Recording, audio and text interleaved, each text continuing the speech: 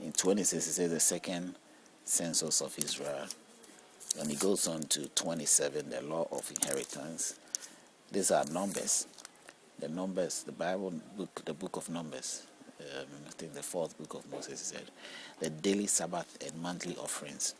We have offerings at the regular feast. Now, these are all laws that gives you an idea of most of what we have come out of, or what Christians have come out of, or what people, a whole generation has come out of. We are not without any, we have every link towards these traditions or culture or whatever religious thing that was going on, to looking at what we have to what we are today. So we have to look into it. Something will be familiar to you here and there as I keep pointing a few things up, because we've been skipping through to most of the daring challenge, the things that are more important to the discussion. So the law concerning vows. If you go vow, the laws concerning going in for a vow. The Midianites conquered. That's 31.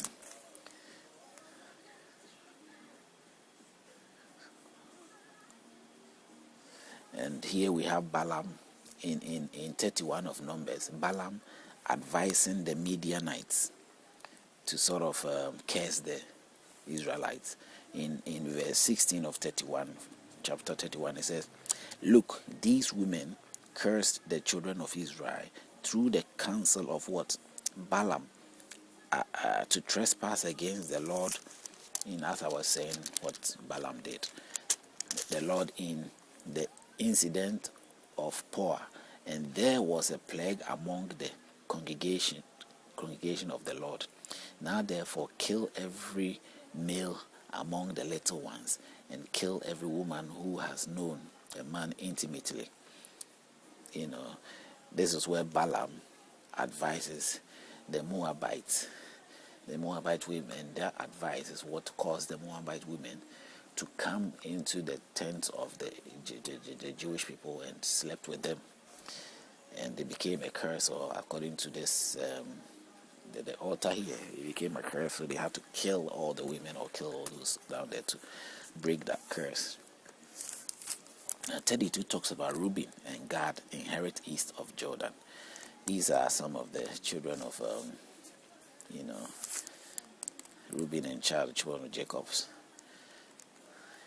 The wilderness journeys. They were going around the wilderness journeys all the way through. If you go to 34, it says the borders of Canaan. The laws concerning murder and bloodshed. The laws concerning murder and bloodshed. And the Lord spoke to Moses in the plains of Moab by the Jordan across from Jericho, saying, command the children of Israel that they give the Levites cities to dwell in from the inheritance of their possession. And you shall also give the Levites common land around the cities. They shall have the cities of dwell in, and their common land shall be for their cattle, for their herds, and for all their animals. It's more of an advice of what they should do, But let's look at what it says in 36. It's something to do with marriage within tribes. Marriage within the tribe. What is that whole thing about? Now the chief fathers of the families of the children of Gilead, and son of Machir, the son of Manasseh. Manasseh is coming from Joseph, who settled in Egypt. Because Joseph had a wife, but he should probably be Egyptian, So he settled in Egypt, have Egyptian wife. He had children. The children were mixed with Egyptians. So what I said that the family of Israel, of Jacob, has married outside, and they were married inside, and it was like they were all over there. But it doesn't go deep into that side. It more brings you a picture of idea, thinking as if they are just a nation that they sort of settled within themselves. They didn't, But if you get to the story and see what happened, they were mixed with other people, but As long as you sort of circumcise yourself or somehow go along the rules and regulations, you are accepted as one of them. And if you're not attached to any one of them, then that's where there is a rejection. But entirely, most of the Jewish nation was bred out of incest. They married, the tribe married themselves and all that, But there were a little bit of outsiders that comes into play. So Manasseh is the son coming from Joseph's side, and of the families of what the sons of Joseph came near and spoke before Moses and before the leaders and the chief fathers of the children of Israel, and they said, the Lord commanded my Lord Moses to give the land as an inheritance by lot to the children of Israel, and my Lord was commanded by the Lord to give the inheritance of our brother Zelophehad to his daughters. Now, if they are married to one of the sons of the other tribes of the children of Israel, then their inheritance will be taken from the inheritance of our fathers, and it will be added to the inheritance of the tribe into which they marry. So it will be taken from the lots of our inheritance. And when the Jubilee of the children of Israel comes, then their inheritance will be added to inheritance of their tribe into which they marry. So their inheritance will be taken away from the inheritance of the tribe of our fathers. Then Moses commanded the children of Israel according to the word of the Lord, saying, what the tribe of the sons of Joseph speak is right.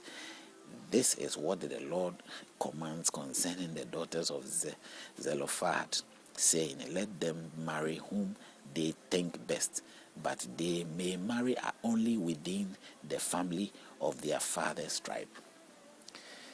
So the inheritance of the children of Israel, they will only marry. It says, let them marry whom they think best, but they may marry only within the family of their father's tribe. You see, so they are supposed to marry, but they are married only within the tribes of the fathers. If you are going to be marrying people within your father's tribe, who are they then? Your father's tribe. Excuse. This is what the Lord in verse 6. This is what the Lord, verses of 36 Numbers. This is what the Lord commands concerning the daughters of Zelophehad, saying, let them marry whom they think best, but they may marry only within the family of their father's tribe. So the inheritance of the children of Israel shall not change hands from tribe to tribe.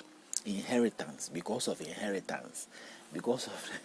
properties and the things that they own, what they have achieved, what they've got out of all the walls, the things, whatever they've got, the property they've got, they don't want to lose it. Because if you marry outside, that's what the Islamic practice. If a woman marry outside, they believe that they lose. Properties will go out, and the inheritance of the Islamic people or your family will go to an outsider. They can't afford to have that. And so they have to marry inside. In Ghana, in certain normal tribes of cultural tribes, the same thing is practiced.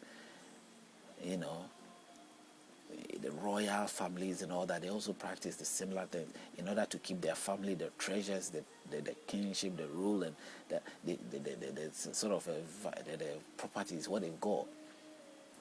Royals marry royals.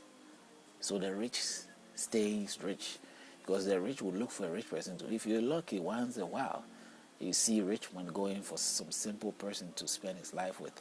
As recently, we've realized that the current prince of England marrying a girl who is far from royalty or princehood. She may be a little bit successful, but her background is not as rich or anything of that sort. So she's seen as a common person in that sense, and he's marrying a very successful and a prince who is very coming into the rich home. So it's like it doesn't happen